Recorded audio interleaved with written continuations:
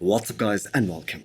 You are watching Fazi Fitness. Let's start this video with the physique update of none other than Nathan Asha and also his announcement that he's going to be competing in less than 7 weeks time from now. So in the current circuit of bodybuilding, Nathan Asha is that guy who has the most IFB Pro wins. So as expected, Nathan's physique was changing so fast that he is going to be doing a show before Dubai Pro, which is 10 weeks from now. So 7 weeks out means he's going to be competing in Italy Pro. And then hopefully he is going to do Dubai Pro as well. So here is an opportunity for Nathan Asha to prove to everyone that him at his best still has the ability to beat many guys, specifically Behrouz Tabani and Rubiel Mosquera, as both of these guys were able to beat him at Romania and Prague last year.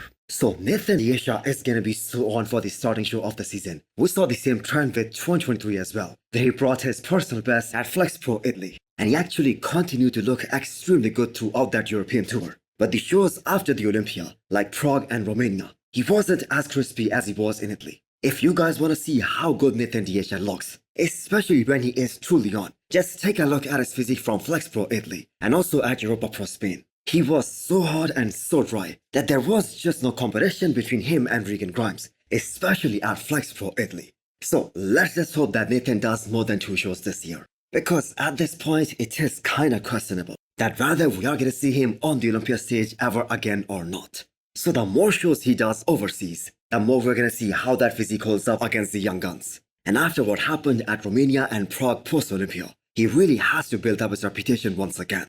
So talking about Behrouz Tabani, next up we have his physique update at 6 weeks out. He is going to be doing the Pro Classic Spain first, and for the very first time in his career. Now we all know we do not have to worry about his conditioning, as we have seen it in the past. Every single time Behrouz Tabani steps on stage, conditioning wise he is absolutely spot on. His conditioning matches the likes of Hadi Choopan. So Behrouz Tabani has done a total of 4 shows after turning pro, and he hasn't missed his mark in any of these shows. He is always spot on. The Arnold Classic South America 2023, that might have been the only show where Behrouz wasn't as crisp as he usually is, but he was so far ahead of everyone that the judges initially put him on the far right side, because everyone else was just fighting for second spot. So Behrouz is going to be Milos's only athlete in the men's open division this year, because we just heard from Regan Grimes last week that he is taking the year 2024 completely off. So Milos is going to make sure that he creates a lot of noise with Behrouz Tabani this year. So this is going to be his first chance to stand next to a guy like William Bonac as well as Michael Krizo. So William Bonac is a multiple times Arnold Classic champion, and Michael Krizo is the defending champion here at Pro Classic Spain, who we all know is going to bring all the mass and the freak factor. And as of right now, he is the favorite to win this show in a lot of the predictions. So Behrouz Tabani is a unique athlete in a sense that nobody is going to outcondition him in any show that he enters throughout the IFB calendar year. But will he be able to close that size gap between him and especially Michael Krizo? That is yet to be seen, and that is probably going to be the deciding factor on whether he is going to beat Michael Krizo or not.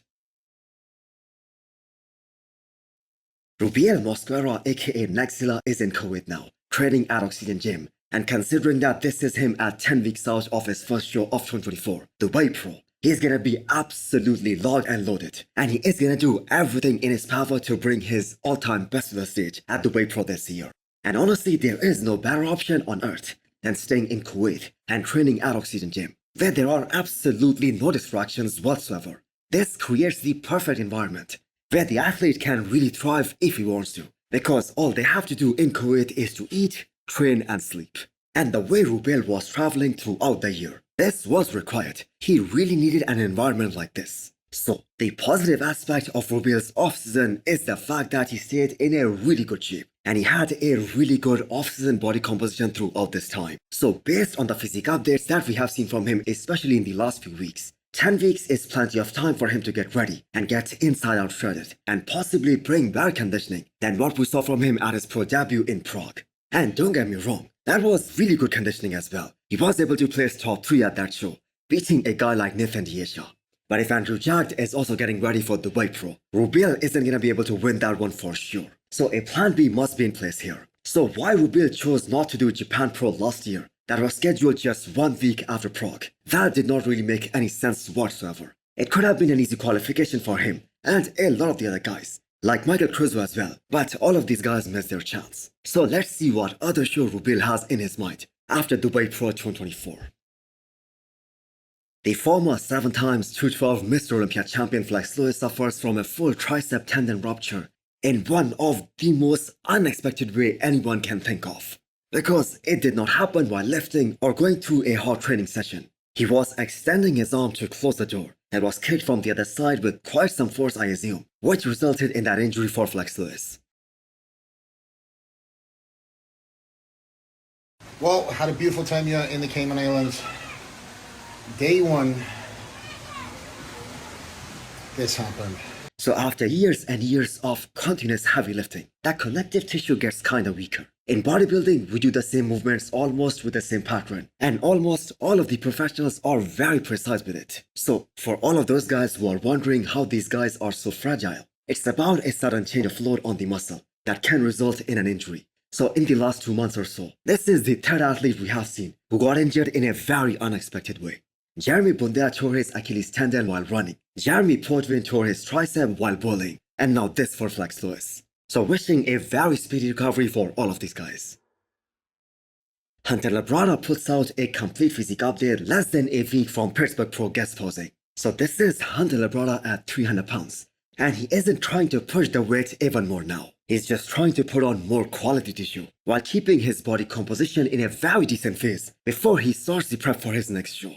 So Hunter is probably gonna be one of the standouts guy in the Pittsburgh Pro. He hasn't been at this weight before, and more importantly, he hasn't been this lean at the peak of his offseason. So Hunter wasn't as good either in Texas Pro or at the Olympia as he was at Tampa Pro last year. He was at his all-time best in Tampa, and that is the look he's aiming to be this time, whenever he decides to step on stage in 2024. So can Hunter Labrada achieve that next level of conditioning? The kind of conditioning that we see on guys like Nick Walker or Hadi Chopin? Well, until that happens, it seems highly unlikely. But if he's able to achieve that, he's gonna be a problem for a lot of the top pros. And not just a problem, he's gonna beat a lot of big names even in that first call out. And other than his midsection at this point, he doesn't have any weaknesses. And those vacuums that he has been doing throughout 2024, they are really gonna give him an edge here in 2024. So Hunter's coach Ben Chow, he posted a few of his transformation pictures from May 2023 to May 2024. And for any of his naysayers who said that he's already maxed out, he hasn't made any progress, this right here just proves everyone wrong. He's looking so much bigger this time around. His chest is more fuller, he has more cap delts. His legs are definitely looking bigger, and not to mention his arms. The amount of mass he has put on in his arms, that is just amazing. His back is looking a lot more wider, a lot more thicker and denser. In fact, he is showcasing a lot more density this time around, front to back, top to bottom. Plus, the conditioning that he's showcasing this time, at the peak of his offseason, that is so much better than last year. And if he in fact goes for Tampa Pro this year again, the timeline of both these pictures is the same. So conditioning wise, he is looking so much better. He is showcasing a lot of lines in his legs. His hamstrings are more visible. And this all means one thing. His prep this time around is gonna be a lot more easier, as he won't have to suffer as hard as previously. Plus, he is gonna be able to hold on to a lot more muscle this time when he dies down. So hit the thumbs up button if you liked the video. And smash the subscribe button if you wanna come back for more. Thanks for watching.